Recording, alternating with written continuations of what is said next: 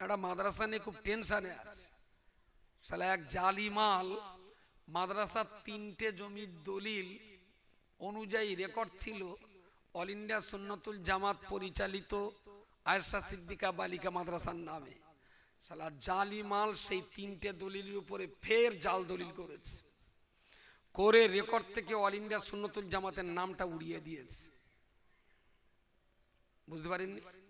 টুপি দাড়ি রেখে একাজও মানুষ করে, একাজও মানুষ করে। আবার বক্তৃতার ভিতরে দাদা হুজুরির বোধহয় মুখ দিয়ে ফেনা উঠে যায়। আমি কালকে গিয়েছিলাম বিএলআর অফিসে, পরশুদিন গিয়ে শুধু দাঁড়িয়েছি, বিএলআর অফিস তুলতে, সাহেব আপনি আমার অফিসে এসেছেন, আমার খুব লজ্জা লাগছে সাহেব, আমি না বুঝতে পারিনি এটা এইভাবে আমার সঙ্গে জালিয়াতি করেছে, আপনি যান আমি এক্ষুনি করে দিচ্ছি।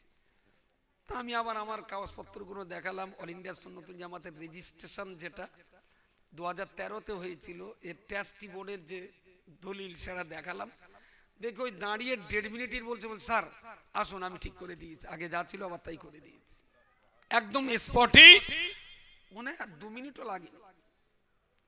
এটা হলো সততা।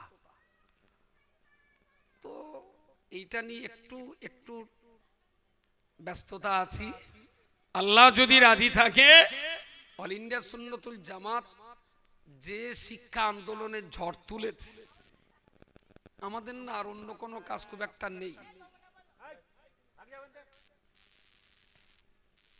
আমাদের অন্য কোনো দিকে আর লক্ষ্য করছি না, আমাদের লক্ষ্য শুধু একটা জায়গায়, আমাদের ঘরের সবাইকে ইসলাম শিখতে হবে, আমাদের ঘরের সবাইকে একটু স্কুল কলেজে পড়াতে হবে। প্রত্যেক মুসলমানের জন্য দ্বীনের শিক্ষাটাও থাক, প্রত্যেক মুসলমানের জন্য স্কুল কলেজ আইসিডিএস প্রাইমারি শিক্ষাটাও, এটা দরকার নেই? ওটাও দরকার, খুব দরকার।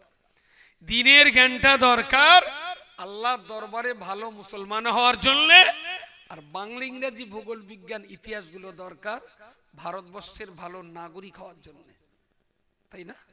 যে দেশে বাস করব আমি সে দেশের ভালো নাগরিক কেন হব না? এ দেশের সংবিধান যত জানবো পড়বো, সংবিধান মেনে চলতে পারবো, দেশের সরকার আমাকে তত এই দেশের ভালো নাগরিক বলবে। তাহলে এই দেশেই তো আমার জান্নাত খুঁজতে হবে, এই দেশের মাটিতে দাঁড়িয়েই জাহান্নাম থেকে বাঁচার রসদ খুঁজতে হবে।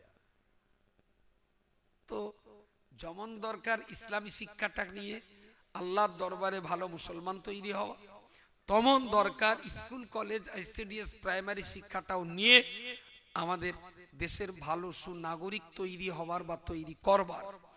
এই জন্য আমরা বিএলএস প্রজেক্টের কাজ করছি।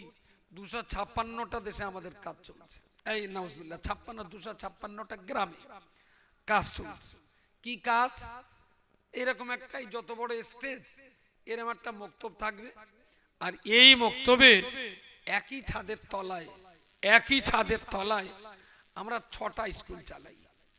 সকাল 6টা থেকে 8টা, এই 2 ঘন্টা 3 থেকে 6 বছরের বাচ্চারা আমাদের কাছে ইসলাম শিক্ষা নেবে। আমরা 8টায় ছুটি দেব, বাচ্চা একটু খেয়ে দিয়ে আইসিডিএস এ যাবে। আমাদের 2 নম্বর স্কুল হলো সকাল 8টা থেকে 10টা প্রাইমারি লেভেল। আমরা এই কোচিগুলোকে 2 ঘন্টা ইসলামী শিক্ষা দেব, 10টায় আমরা ছুটি দেব, কোচি খাবে গোসল করবে, 11টায় আবার প্রাইমারি স্কুলে চলে যাবে। আমাদের 3 নম্বর স্কুল দুপুর 2টো থেকে 4টে। এই গ্রামের মা চাচি যারা আছে তারা দুপুরবেলা 2 ঘন্টা ইসলাম শিক্ষাটা নেবেন, যাতে করে মা তার সন্তান সন্ততির প্রতি পূর্ণ দায়িত্ব এবং যত্নবান হতে পারে। তো শিশুর শিক্ষা মায়ের করে, তাই না? নারী, এরকম কি একটা সুন্দর 2 লাইন কবিতা আছে। তো মাকেও আমরা 2 ঘন্টা করে প্রতিদিন পড়াই, দুপুর 2টো থেকে 4টে। আমাদের 3 নম্বর স্কুল বিকেল 4টে থেকে 6টা।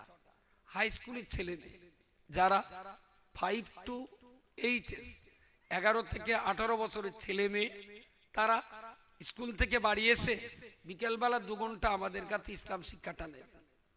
আমাদের 5 নম্বর স্কুল মাগরিব থেকে এসা 50 বছরের উপরের বুড়ো মানুষ কেউ চায়ের দোকানে থাকবে না, মাগরিব থেকে এসা মসজিদ কমিটির পক্ষ থেকে চা, মুড়ি, টোস্ট, বিস্কুট, বুড়ো মানুষের একটু চা লাগে, ফ্রি দেওয়া হবে। বুড়োদের মসজিদে বসেই মাগরিব থেকে এসা পর্যন্ত কোরআনের তালিম নিতে হবে। এসার পর থেকে রাত 10টা গ্রামের যুবক ছেলে যাদের বয়স 18-র উপরে, 50-এর নিচে, এইভাবে একই ছাদের তলায় আমরা 6টা স্কুল চালিয়ে একটা গ্রামের সব শ্রেণীর মানুষকেই আমরা ইসলামের ছত্রছায়া আনার চেষ্টা করছি।